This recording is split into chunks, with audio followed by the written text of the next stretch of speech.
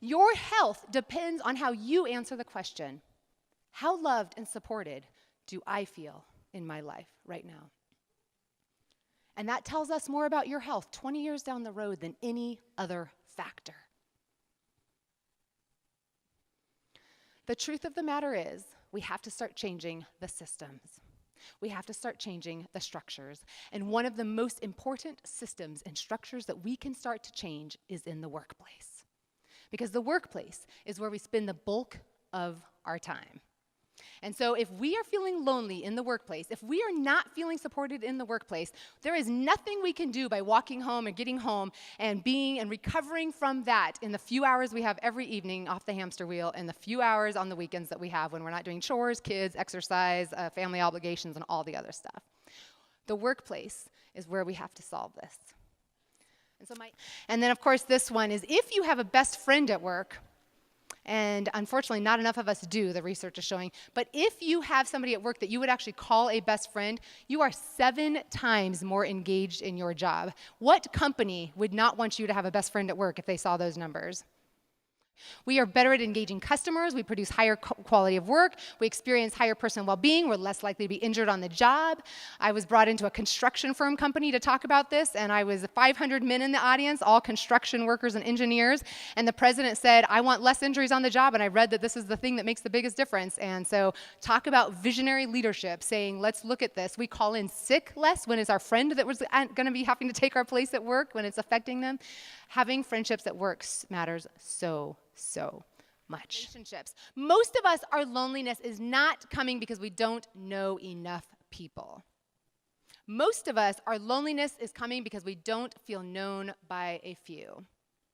For most of us, it is not a matter that we need to go networking more. For most of us, it's that we don't know if the net we've built is supporting us. We want to make sure we're building that net. And so what I want to do today is talk about how to do this, how to build greater relationships in our life. And we're going to do this where you think about it for your own life, but also as I go into companies and talk about this just from a teamwork perspective or a team culture perspective. And so we can touch on some of that, what you can do in the workplace too. Loneliness, this is one of the big studies that was done by Brigham Young University. They took 148 studies, longitudinal studies, and they have found and concluded that if you feel lonely and don't do something about it, it is the equivalent of smoking 15 cigarettes a day. Twice as harmful as being obese. It does the same damage on your body as being a lifelong alcoholic, and it's worse than not exercising. By definition, a friendship has to have these 3 things. And I'm going to teach how to do these 3 things in what I call the Friendtimacy formula. And so if we can take these 3 things and say, by definition, if we then know that these are the 3 things that build healthy relationships across the board, then we don't have to leave this up to just be like, well, I hope we like each other, and just kind of be like, well, I'll just tell a few funny jokes and we'll be friends. Or we don't have to just like hope that we're friends. Like, this is our definition that I can guarantee you have never built a friendship in your life that feels good without having done these 3 things. You may not have known them, but you did it intuitively. You'll be able to look back on every relationship in your life and say, oh yeah, that's why it's working.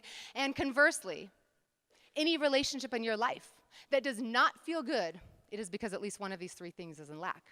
This goes with your colleagues, your boss, your husbands, your wives, your not yet husbands and wives, your kids.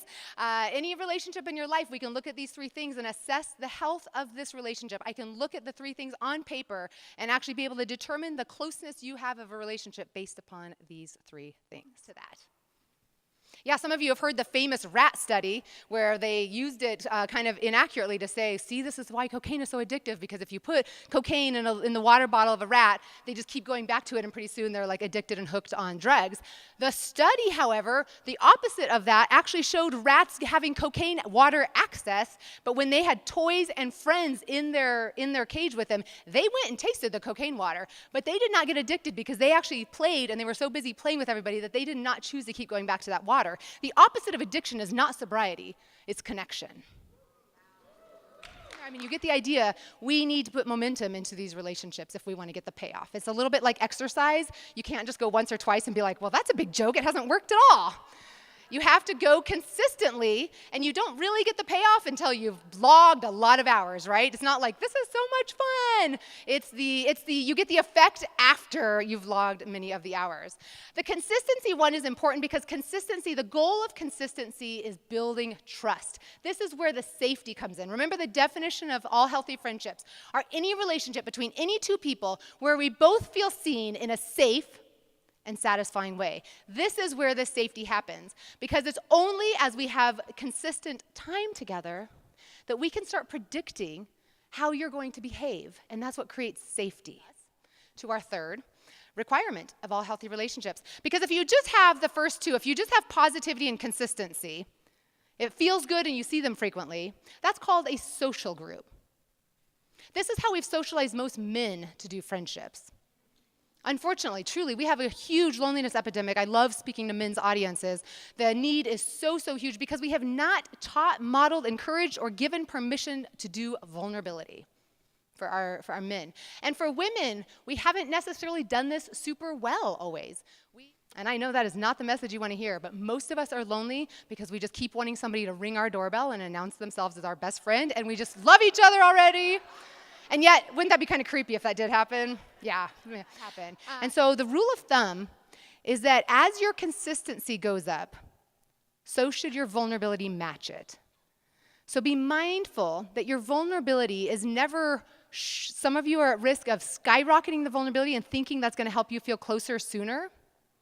And you might feel closer sooner, but the other person might feel dragged to death and be kind of pulling away because they don't want to get pulled back in, so be mindful of that.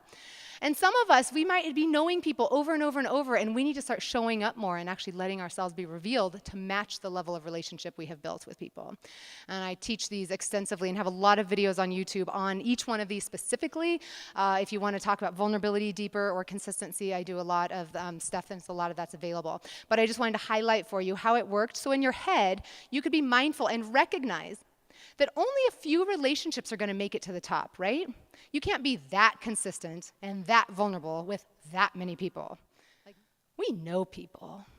We have friends. But we wonder if we feel really known. Like, are they there? Do they see me? And he said, I wish I could just do friendship like women, where one of these guys would just say, come on, dude, I'm going to take you out. Let's just go sit in a restaurant and order a meal and talk. He's like, men don't do that, do we? And I was like, you could. He's like, but we don't. And I was like, but you could. I was like, in other countries, they do. This is not a male-female issue. Friendship is not a gender issue. Friendship is a human issue. And in other countries, men actually do these three requirements better than women. In our country, and in some other Western countries, we have done a huge disservice to our boys and to our men and not expecting this to be the normal part of their lives, and we need to be changing that. We absolutely do. And many of us are working for men and with men who are some of the loneliest people around us. And there's a stereotype and a belief out there that it's lonely at the top, and they're extra feeling isolated. We can do such a ministry in our spaces and in our spaces and our circles, in our homes, in our companies, in our offices, helping make sure that the men and women around us, that we can create events and thoughtfulness and intention around how we can increase positivity, consistency, and vulnerability. I want none of us to say, I don't know if I have friends. I said to him, my guess is that you do. My guess is that you just don't have practice yet talking about these things, but my guess is that your friends would totally show up in this space for you. And it might take a little practice, and it might feel a little awkward, but you have to do it. You have to say, can I take you out for lunch? I've got some things I want. I need your support. And you have to do it. And my invitation to you is the same. It is going to feel a little awkward. You can't just keep doing the same thing you've been doing, which is familiar and comfortable, and expect different results. You can't stay in your comfort zone and get connected. You can't just keep saying, I'm too tired, and expect your life to start building more intimacy in it. We have to change what we're doing. We have to show up differently. And I need you in those workplaces and in your homes to help teach this. I need you being an advocate for this. I need you influencing this. Ladies and gentlemen, will you join me in the movement to help end loneliness wherever you are, in whatever circles you are in? I ask that of you today.